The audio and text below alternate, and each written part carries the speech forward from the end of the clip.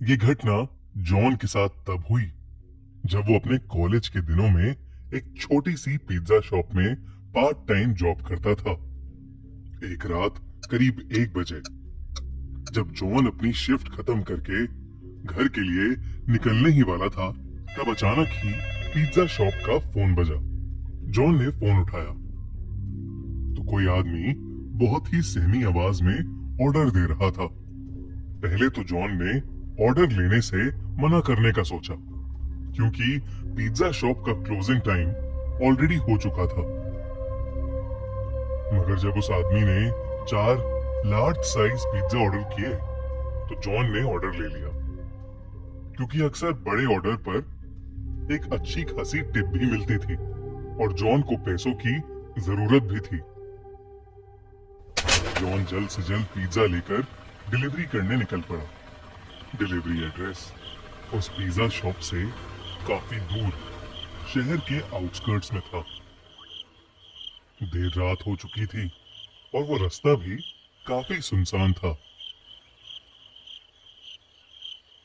सड़क कच्ची थी और उसके दोनों तरफ बहुत सारे जंगली पेड़ पौधे थे। रास्ते में कोई स्ट्रीट लाइट भी नहीं जल रही थी, जिसकी वजह से वहां अंधेरा ही अंधेरा था। कुछ और देर की ड्राइविंग के बाद जॉन उस एड्रेस पर पहुंच गया। वो एक बहुत ही पुराने दिखने वाले अजीब से घर के सामने खड़ा था। वो घर फॉरेस्ट एरिया के अंदर था और उस घर की कोई भी लाइट नहीं जल रही थी, बल्कि आसपास कुछ हलचल भी नहीं थी। बिल्कुल ऐसा लग रहा था कि जैसे वो घर सालों से वीरान पड़ा है और उस घर में कोई रहता ही ना हो। जॉन उस घर को देखकर थोड़ा घबरा रहा था, इसलिए उसने अपने मैनेजर को कॉल किया। वो अपने मैनेजर को वो सिचुएशन एक्सप्लेन करके वहां से वापस चले जाना चाहता था, लेकिन उसके मैनेजर ने फोन ही नहीं उठाया। जॉन अगर बिना मैनेजर को बताए वो चारों पिज्जा वापस ले जाता तो उसका मैनेजर उससे बहुत ज्यादा गुस्सा हो जाता और उसकी सैलरी भी काट लेता। इसलिए जब बार बार कॉल करने पर भी उसके मैनेजर ने फोन नहीं उठाया तो उसने एक बार उस घर के पास जाकर डिलीवरी ट्राई करने का मन बनाया। जॉन जैसे ही आगे बढ़ा, उस घर के अंदर की एक लाइट ऑन हो गई। जॉन को थोड़ा सा कॉन्फिडेंस आया कि शायद अंदर कोई है। उसने डोरबेल बजाई और जोर से कहा, पिज्जा डिलीवरी। मगर कुछ देर तक किसी ने दरवाजा नहीं खोला। जॉन ने फिर से बेल बजाई तो उसे अंदर से किसी के कदमों की आवाज आई, लेकिन फिर से किसी ने दरवाजा नहीं खोला। जॉन वापस जाने ही वाला था कि अचानक से वो दरवाजा अपने आप खुल गया। जॉन थोड़ा घबराया हुआ अंदर घुसा।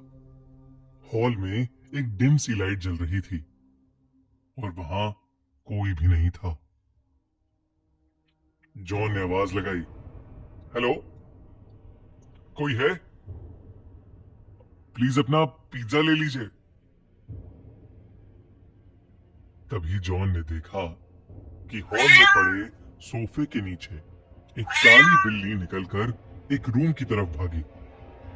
जैसे ही वो बिल्ली उस रूम में घुसी, उस रूम की लाइट्स और टीवी ऑन हो गया। साथ ही छोटे बच्चों की शैतानी करने की और हंसने की आवाज भी आने लगी। जॉन को लगा कि कोई शायद उसके साथ किसी किस्म का मजाक कर रहा है। वो गुस्से में उस रूम के अंदर गया। वहां दो छोटी सी लड़कियां बैठी थीं। वो दोनों वहां बेड पर बैठे बैठे जॉन को अजीब तरीके से घूरे जा रही थीं। जॉन उनसे कहने लगा कि वो कब से डोरबेल बजा रहा है और वो लोग हैं कि दरवाजा ही नहीं खोल रहे। जॉन उन पर गुस्सा कर रहा था, लेकिन वो दोनों फिर भी वहीं बैठी बिना कुछ बोले बस जॉन को घूरे जा रही थीं। जॉन ने फिर कहा, मैं पिज्जा देने आया हूं। तुम्हारे घर में कोई बड़ा है जिससे मैं पेमेंट ले सकूं? अचानक उन लड़कियों की आंखों का रंग सफेद पड़ गया और उनकी चुप्पी एक खतरनाक हंसी में बदल गई। उन दोनों ने उस कमरे के दरवाजे की तरफ इशारा किया जो जॉन के ठीक पीछे था। जॉन पीछे पलटा तो वो घबरा उठा। उसके हाथ से चारों पिज्जा के डब्बे नीचे गिर पड़े क्योंकि उसके ठीक सामने एक भयानक औरत का साया खड़ा था। ये सब देखकर जॉन डर के मारे कांपने लगा। वो जैसे तैसे अपनी बाइक की तरफ भागा और वहां से निकल गया। उस औरत का साया और वो दो लड़कियां उस घर के दरवाजे पर खड़े हुए उसे जाते देख रहे थे। जॉन अभी कुछ ही दूर पहुंचा था कि उसे फील हुआ कि उसकी बाइक खराब हो रही है। एकदम से बाइक के घिसटने की आवाज आने लगी और बाइक बंद पड़ गई। सहमा हुआ जॉन बाहर निकला और उसने देखा कि उसकी बाइक का टायर पंक्चर था। उसने डर के मारे पुलिस को फोन मिलाया और जल्द से जल्द मदद मांगी। वो आसपास देखने लगा और अचानक ही उसकी नजर बाइक के रियर व्यू मिरर पर पड़ी, जिसे देखकर उसके पैरों तले जमीन खिसक गई। बाइक के पीछे उस औरत का साया और वो दो बच्ची खड़ी थीं।